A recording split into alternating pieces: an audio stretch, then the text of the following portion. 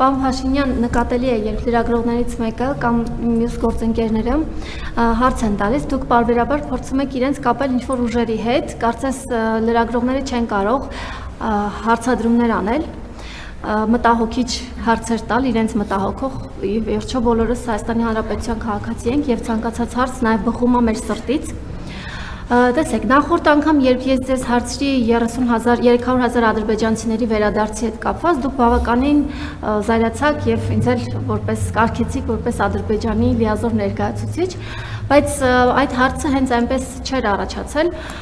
Ես հիշում եմ, երբ դուք հայտարարեցիք, որ ազգային ժողովի ամբիոնից հայտարարեցիք, որ Շուշին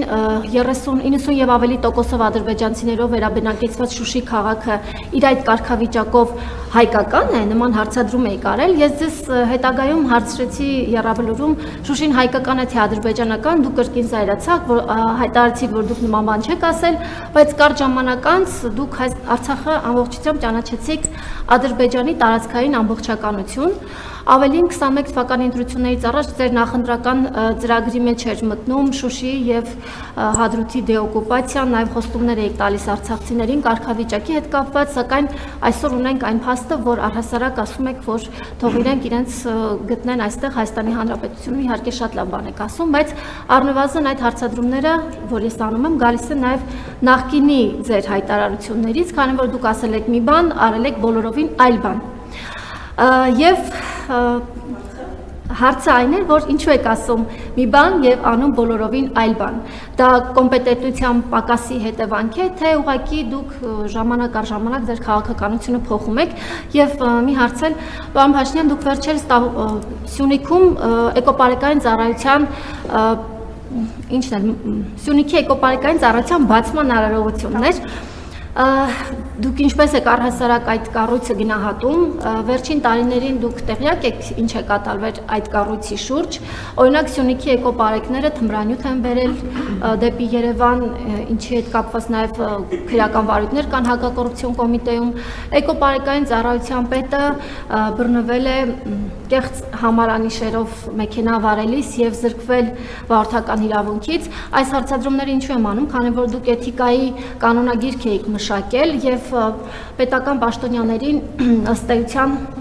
հարիչ պահվածք չէ դա, ու այդպես էլ չդատապարտվեց էկոպարեկային ծառայության պետ Վլադիմիր Կիրակոսյանը, ավելի նա հետագայում ԿՊ-ում ավելի բարձր պաշտոններ ստացավ։ Շնորհակալ եմ։ Հիմա գիտեք, այդ էլի ուզում եմ ասել, որ տեսեք ասում եք թմրանյութ բերեցին եւ այլն եւ այլն։ Հիմա այստեղ երկու տարբերակ կա, որ դուք դա իմանաք։ Մեկը, որ դուք այդ գործի մեջ եք, երկրորդը, որ իրավապահներն են ձեզ ինֆորմացիա տվել։ Այսինքն ավարտեք ձեր հարցը։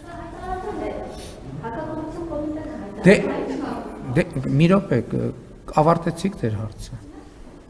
Ասում եմ, այդ մենք ենք բացահայտում այդ դեպքերը, դուք գալիս եք ասում եք, ասես լուրջ դեմքով կանգնում եք, կողքից տպավորություն է, թե դուք կամ որևէ ուրիշ մեկը բացահայտել է այդ դեպքերը, եւ հիմա դուք եկել եք ասում եք, որ բա ինչի պետությունը չի բացահայտել այդ դեպքը, որ ստիպված մենք խեղճ ու կրակ լրագրողներս գնում ենք չարչարվում ենք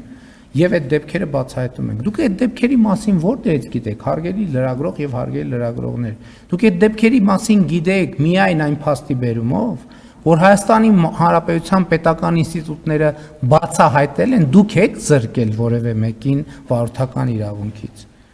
Դուք որևէ մեկին վարորդական իրավունքից զրկել եք, իհարկե ոչ։ Ո՞վ է զրկել վարորդական իրավունքից։ Վարորդական իրավունքից զրկել է Հայաստանի Հանրապետությունը։ Այսինքն Հայաստանի Հանրապետությունը ինստիտուտ է ստեղծել,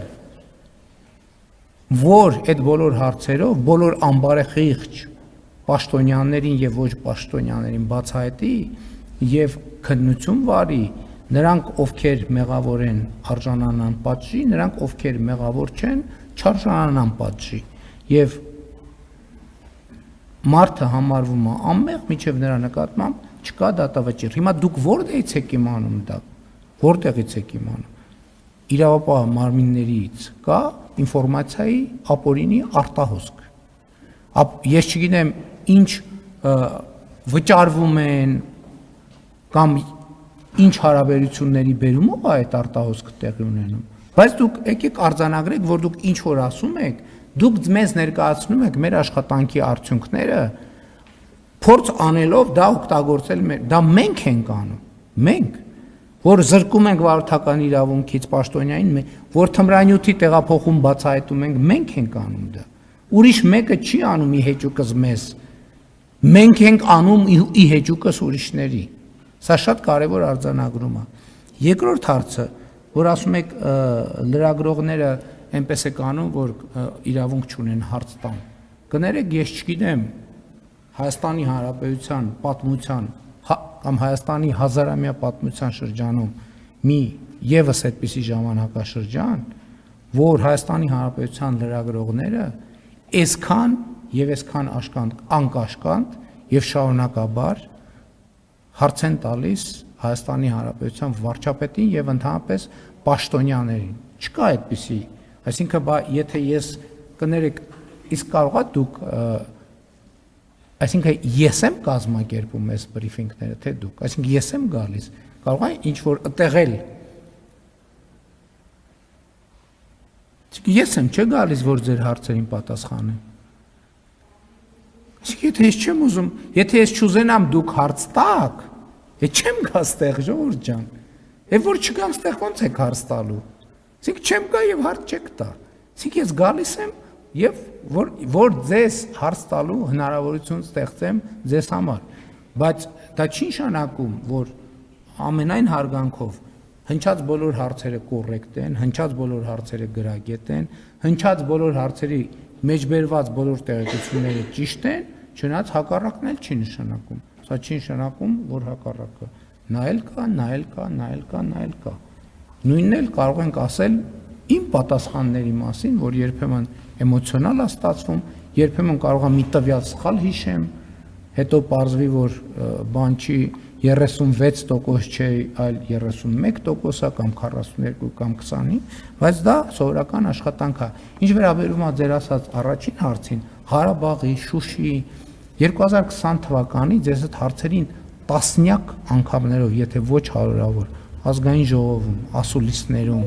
ելույթներում, ուղերձներում տասնյակ անգամներով պատասխանել եմ։ Ձեր հարցի մեջ նոր էլեմենտ չկա, որպեսզի ես նոր պատասխան տամ, եթե դուք